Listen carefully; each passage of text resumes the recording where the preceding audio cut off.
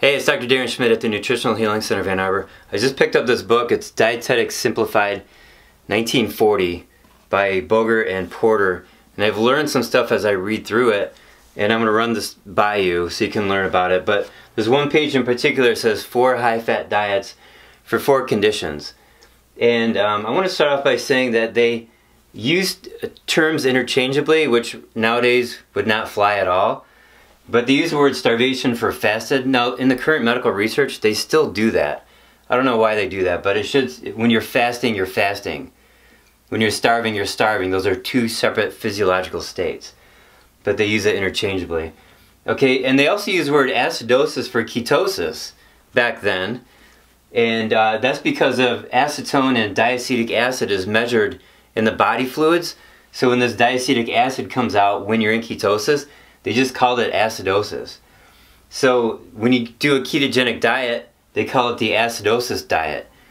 And when you do fasting for, let's say, 3 to 5 days, you go into ketosis, they call it starvation acidosis. So this sounds horrible, and this sounds horrible, but in 1940, this was a good thing. So one thing that they said too is a high-fat diet is 175 to 225 grams of fat per day, and that 250 grams daily is the upper limit of digestive capacity. So that's still true now.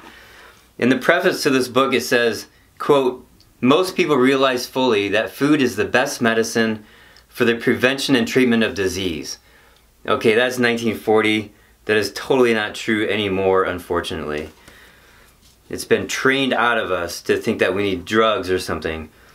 Okay. Now, one thing that's very interesting, it says so they're starting a chapter, and it says now we turn to consideration of how, and this is in italics, how, when, and why the fat, protein, or carbohydrate content of the diet should be varied. So they're talking about when. They're talking about varying the diet. So, and later I'll get into it, but they apply that to something very specific, a condition very specific. Okay. So, and I have a picture here. This is the 4 high-fat diets. Just because it's saying high-fat doesn't mean that it's saying high-carb or low-carb either. So here's the 4 conditions. So check it out. Underweight, 250 grams of fat, but then 350 grams of carbs. And this is what I've been saying all along. When you combine high-fat and high-carb, that's where you gain weight.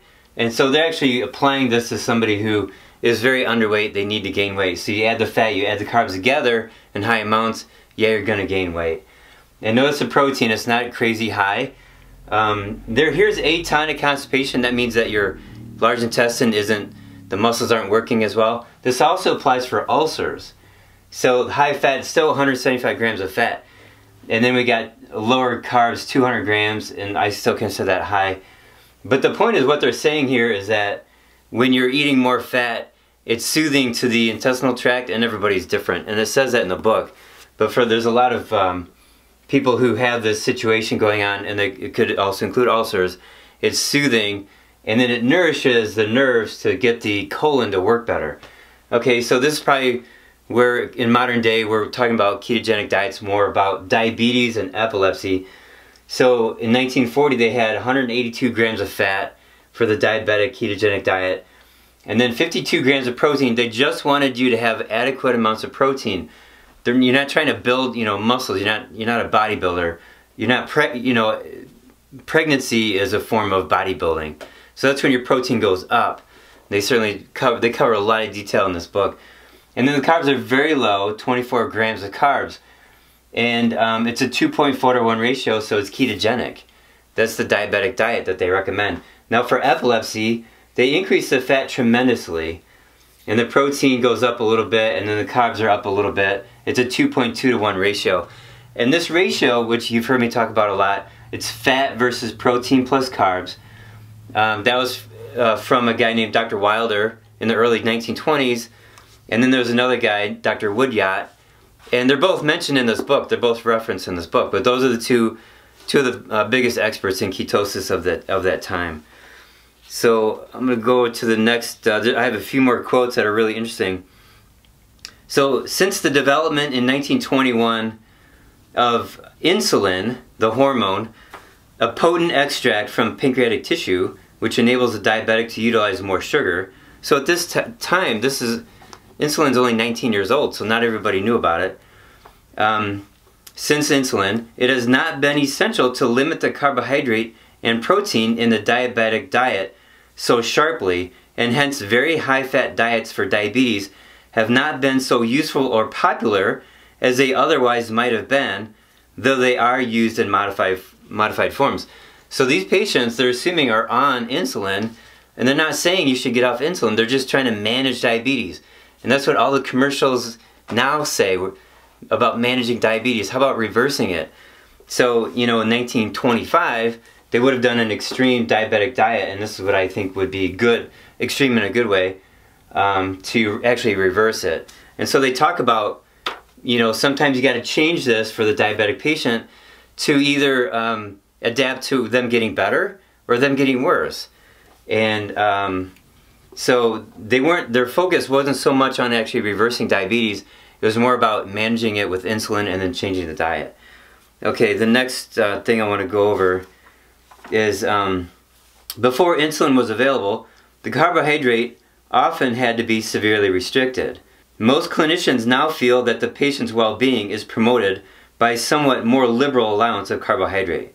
So they're just saying, like, let's give them some compassion and they can eat some brownies or cupcakes or bread, and even though they may get worse, at least they'll feel good.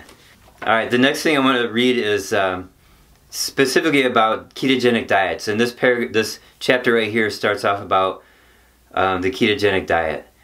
Inducing acidosis, like I mentioned, they interchange those words.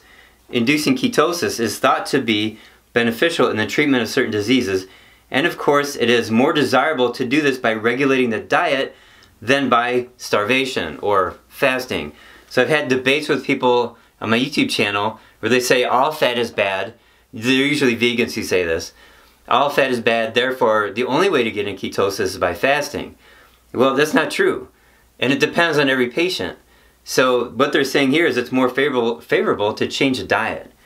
Okay, ketogenic diets have been used in the treatment of epilepsy, migraine, asthma, and chronic urinary infections. Okay, this is the part where they talk about alternating in and out of ketosis.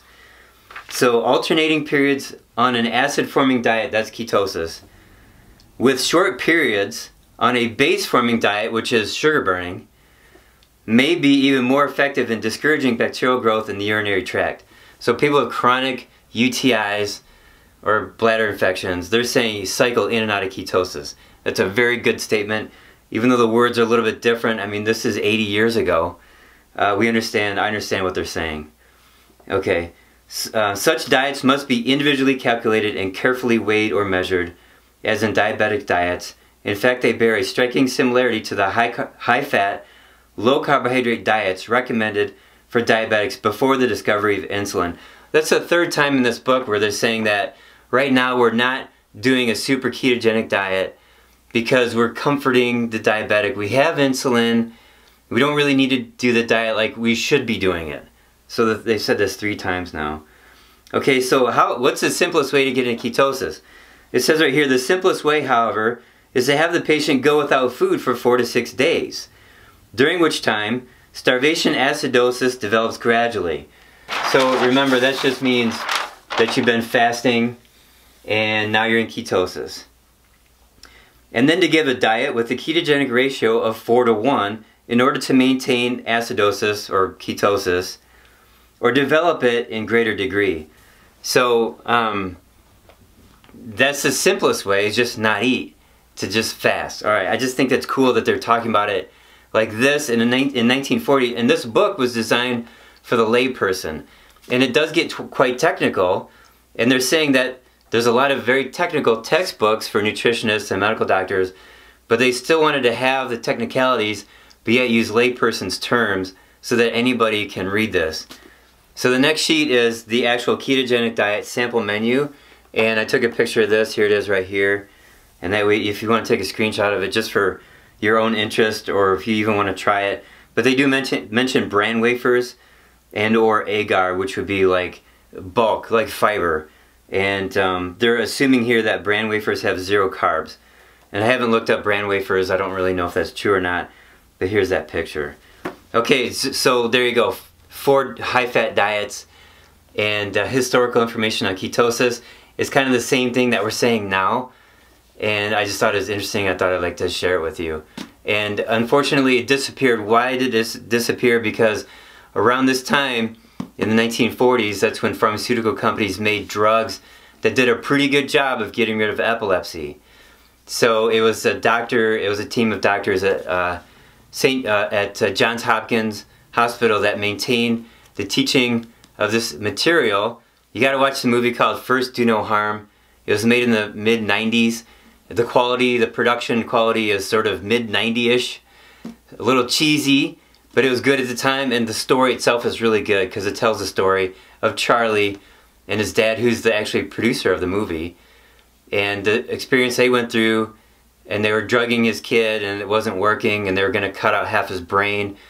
And before they did that, they drove him over to Johns Hopkins, put him on a fast for a couple days, and then a ketogenic diet. And it's a great movie, so check that out. So I just want to let you know about what I've been learning, and to sort of validate what we've already known. And they add a little bit more information here. And if you like this information, please give me a thumbs up, share, subscribe, hit that bell for notifications. Thanks.